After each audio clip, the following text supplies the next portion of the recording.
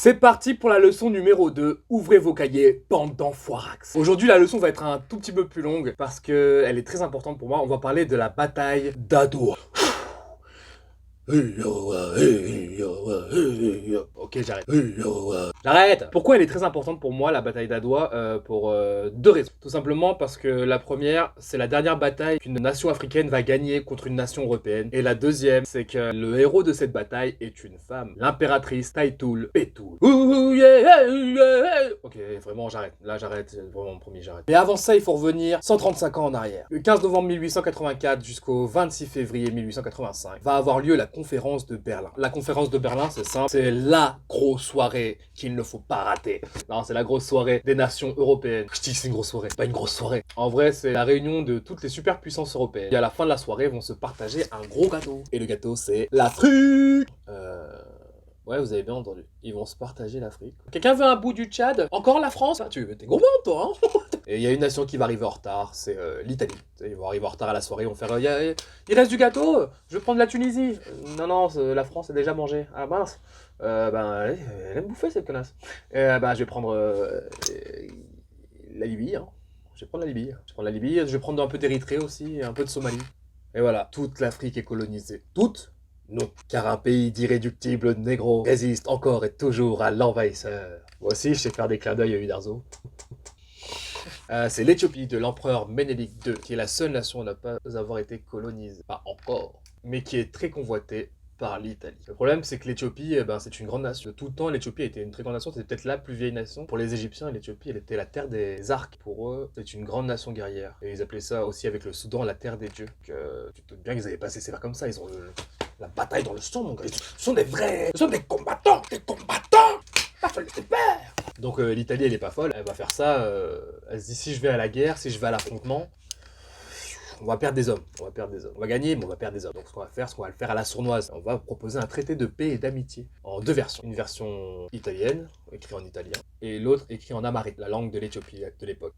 Tu te doutes bien que sur celui écrit en italien, il n'y avait pas écrit la même chose que sur celui écrit en amharique. Et c'est l'impératrice Taïtoul Bétou qui va dire à son mari, ne signe pas ce traité. Je n'ai pas confiance aux Européens et je n'ai pas confiance aux Italiens. Donc ne signe pas ce traité. Malheureusement, Ménélique, lui, il voit que les accords commerciaux, il voit le pognon qui rentre, le thune, le flow. Et elle va avoir raison, parce que sur le traité en italien, il y a écrit quelque chose de différent que sur le traité en amharique. Sur le traité en amharique, il y a écrit que si l'Éthiopie veut commercer avec des nations étrangères, elle peut avoir l'aide de l'Italie comme un ami. Sur le traité en italien, il y a écrit que si l'Éthiopie veut commercer avec des pays étrangers, elle est obligée de passer par l'Italie. Tu vois le truc, tu commences à saisir le pot-au-feu, tu sens que ça sent pas bon, tu sens tout rouge, t'as chaud. L'empereur Ménélique et l'Éthiopie refusent de signer le traité. Les Italiens rentrent en guerre et ils pensent gagner. Ils pensent gagner parce qu'ils ont l'armement dernier cri déjà, et ils pensent gagner parce qu'ils ont la condescendance européenne. Mais l'Italie compte aussi sur les clivages. Ils comptent aussi sur les clivages entre les différents rois des royaumes d'Éthiopie. Il faut savoir qu'avant l'avènement de Ménélique, l'Éthiopie est dans une période sombre, on appelle la période des princes. C'est un peu le Game of Thrones des Éthiopiens. Tous les rois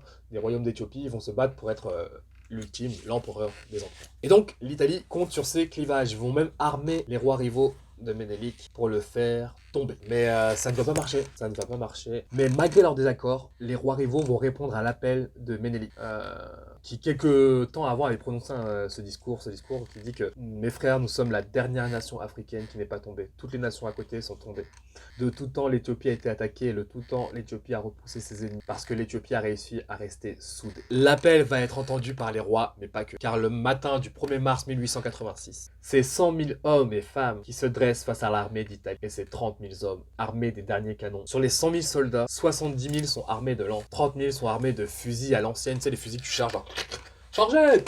Ces fusils l'ont acheté à des contrebandiers français. Parce que tu connais l'adage, tu connais le dicton. À chaque fois qu'il y a une guerre en Afrique, il y a forcément un Français derrière. Ok, c'est pas un dicton, c'est moi qui l'ai inventé à l'instant, mais je trouvais ça cool. Franchement, je trouvais ça cool.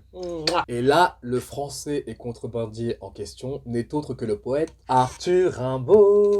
C'est Arthur Rimbaud qui vendait des armes à l'Éthiopie. Des vieilles armes rouillées, mais il vendait quand même des armes à l'Éthiopie. Donc le gars, il écrivait des poèmes, genre Le dormeur du Val. Le sanglot long des violons de l'automne blesse mon cœur d'une langueur monotone. Et je vends aussi des fusils Winchester. Et ce qui est dingue dans cette histoire, c'est que vous savez que... c'est que le jour de la bataille, en première ligne, qui est devant l'impératrice Taïtoul Bétoul et son bataillon. Elle a un bataillon de 5000 hommes et femmes qui vont se taper en première ligne. Tu sais ce que ça veut dire? Qu'en Afrique, on a eu eu des vraies reines, des vrais combattants, des meufs qui aiment la bagarre. Elles se tapent, c'est des vraies reines. Pas des reines genre oh God save the queen. Oh, cup of tea, cup of tea, cup of tea. Non, on a eu des vraies reines qui aiment la bagarre, qui se tapent pour leur peuple. Je dis on a eu, mais on a encore. Chaque femme africaine est une reine qui se tape tous les jours pour son foyer. Sois bien d'accord, ça je leur mets pas en question.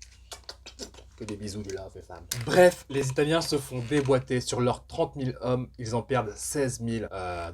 Bella ciao, bella ciao, bella ciao, ciao. Un nouveau traité sera signé, le traité d'Addis Abeba. Addis Abeba, qui est la ville qui sera fondée par l'impératrice Taytoul Betoul, qui deviendra la future capitale de l'Éthiopie. Et comme je peux pas vous quitter comme ça, c'est l'histoire de l'Afrique.